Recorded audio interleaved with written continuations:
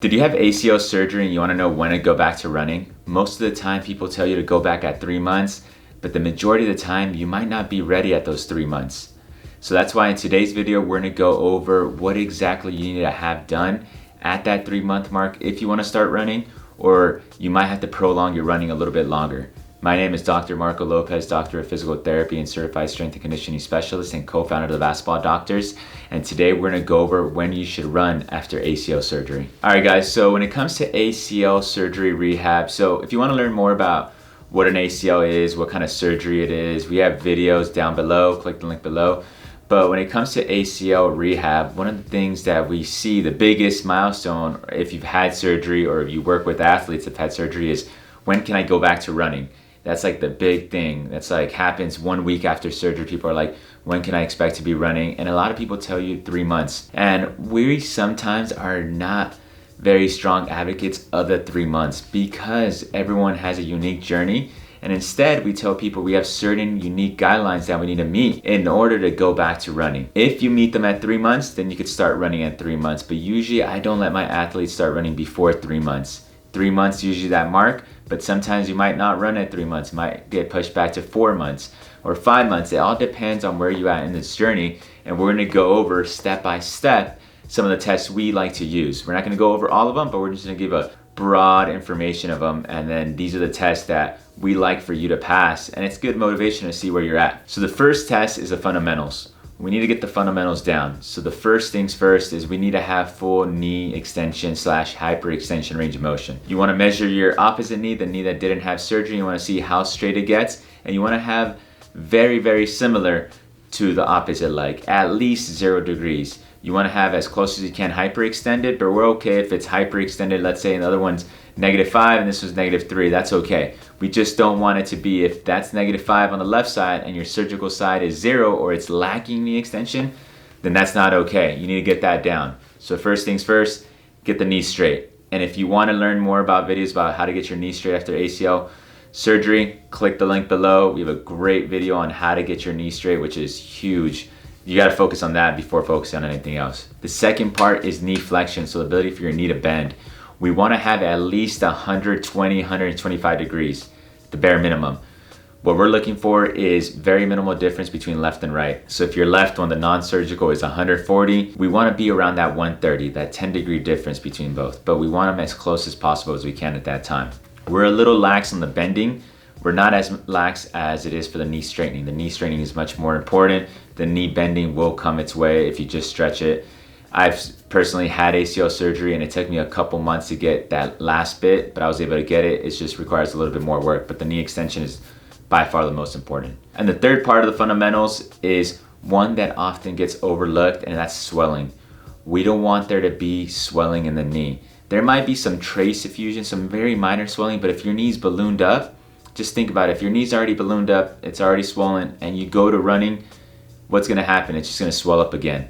So we're just not creating a good environment for that knee to be in a good situation and go back to running. So that's the first part of the fundamentals. So you wanna have full knee extension range of motion, meaning try to be as close as hyperextension as possible as the other one. Flexion at least to 125, 120, or at least that 10-degree difference between left and right, and no swelling. That's the first part. Once you get the first part done, then we have to go into some strengthening, see where your strength is at. We like to make sure that your strength is around 80% compared to your left side. And how do we test that? So if you work with us or other clinics that have these devices, we use strength devices to actually test your numbers. So we test your quad, see actual numbers to see if it's 80% compared to the left side.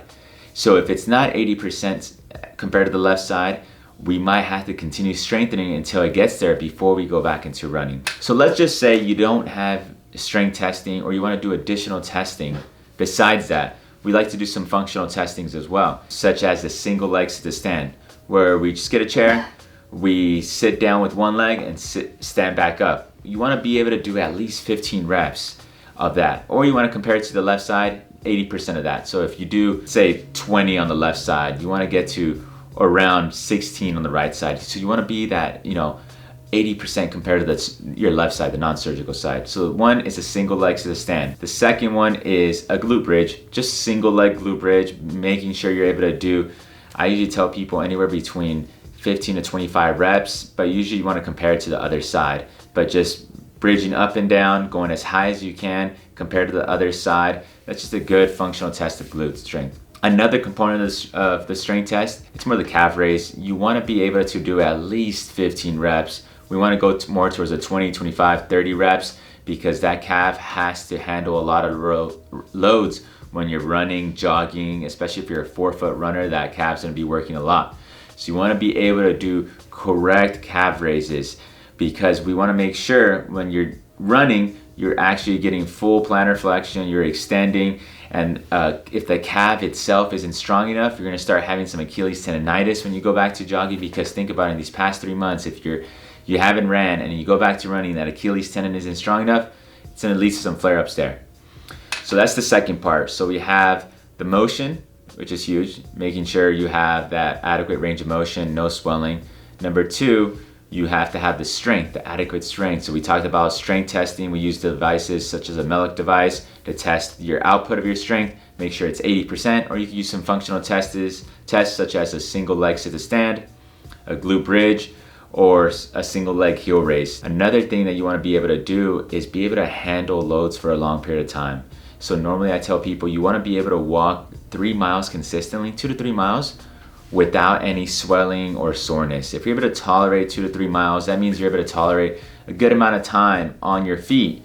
That's going to allow you to successfully get back to jogging as well. That's another component. Be able to just tolerate being on your feet for a long period of time without any increased swelling or anything like that. Another component is, this one gets often overlooked, is working on the eccentric demands of running. So working a lot on eccentric control, like landing from a box, doing little bounds, just making sure your knees are able to tolerate, allow, and accept the forces when it's reacting to the ground. So is your knee bending forward, or are you just using more of a hip strategy? So really putting the demands of running into some strengthening exercise, make sure the knee's not caving in too much, and just really getting that tolerance of the knee to be able to withstand the load of you hitting the ground. Because when you're running, you're pretty much bounding from left to right to left to right.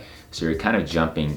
So we got to make sure when we're doing these exercises, we're able to accept the force and be able to tolerate it before we go into running. So those are the main key components that we like to use with our athletes. So to kind of give you a recap, 1, we got the basics, the fundamentals, range of motion, no swelling. 2, the strength, we got to get to that 80% mark. 3, we want to make sure we can tolerate just being on our feet for a long time. So you should be able to go at least 2 to 3 miles walking without stopping. And 4, being able to withstand the eccentric demands. So doing some deceleration exercises, being able to tolerate, a little bound. That's going to set you up for success for running.